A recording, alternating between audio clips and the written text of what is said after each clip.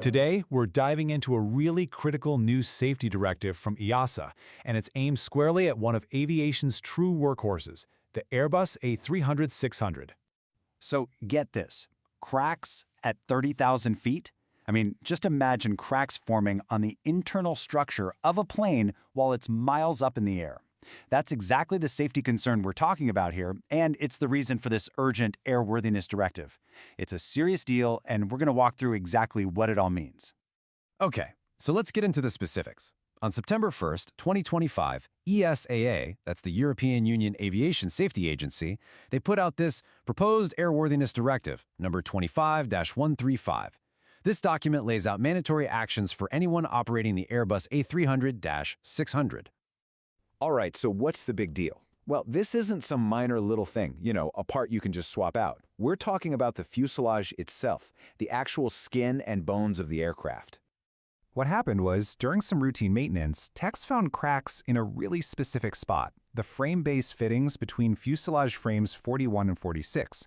And look, this is a super critical load-bearing part of the plane. Any weakness there, that's a huge red flag. But here's the kicker. This isn't exactly a new problem. Yeah, there was an earlier directive back in 2015 that tried to fix similar issues, but it turns out those repairs just weren't enough. So the problem is still there, which is why EASA is coming back with something much more serious this time. So when you hear about a persistent structural problem like this, the next obvious question is, okay, how many planes are we talking about? Let's take a look at exactly which aircraft are in the hot seat. And yeah, the directive casts a really wide net. It covers a whole bunch of the A300-600 family, both passenger planes and freighters. So this isn't just some niche model. We're talking about a big chunk of the global fleet, from the B4-603 all the way to the F4-622R freighter. And the rule here is super simple. If you operate any of those variants, this directive is for you. All serial numbers are affected. There's really only one get-out-of-jail-free card, and that's if your aircraft already has a specific Airbus modification, Mod 137021, which was actually designed to fix this exact problem. Okay, so that brings us to the million-dollar question for every airline out there flying these planes. What exactly do you have to do? EASA's laid out a pretty clear rinse-and-repeat process. First, you have to do these repetitive, detailed inspections on those specific frame fittings. Second, if you find any cracks, you have to repair them immediately. And third, you've got to report everything, whether you find cracks or not, back to Airbus and the safety authorities. Now, the deadlines aren't the same for everyone. It all depends on your aircraft's specific modification status or configuration. For planes in configs 2 and 3, you've got a 24-month window to get some additional work done. But for config 4, the timeline is much tighter. Repairs have to be reported within just 12 months. It's a way to make sure the highest-risk aircraft get looked at first. But here is the absolute bottom line, and I really can't stress this enough. This is not something you can just put on the to-do list for later. If an inspection finds a crack, any crack, no matter how small, that plane is grounded, period. All repairs have to be done before its next flight. There is zero wiggle room on this. Grounding a plane on the spot, that sounds pretty extreme, right? So it's worth taking a second to understand why EASA is being so tough. What's the absolute worst-case scenario they're trying to prevent here? It's really as simple and as serious as it gets. If these cracks go undetected, they can grow, and that weakens the whole airframe. If the fuselage's structural integrity is reduced, well, under the wrong conditions, that could lead to a catastrophic failure in the air. This whole directive is about stopping that from ever happening. And that's also why the reporting is so critical.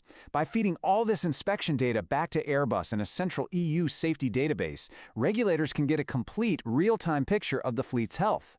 This data is absolutely essential for spotting trends and, who knows, maybe even preventing similar issues on other aircraft down the road. So safety is obviously number one, but let's be real. A directive this strict is going to cause some major ripple effects.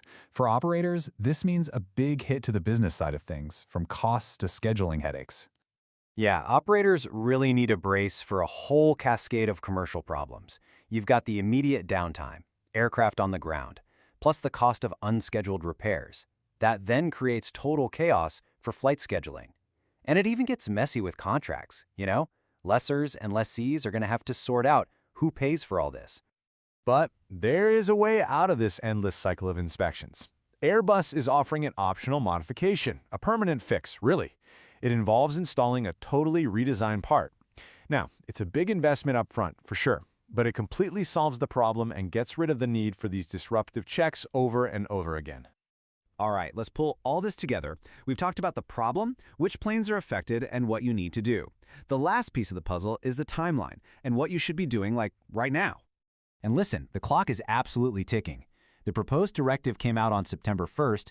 The consultation period, that's when operators can give feedback, closes on the 29th. And after that, as soon as the final AD is published, operators have just 14 days before compliance kicks in. That is an incredibly tight turnaround. So the message from the regulators couldn't be clearer. Plan now.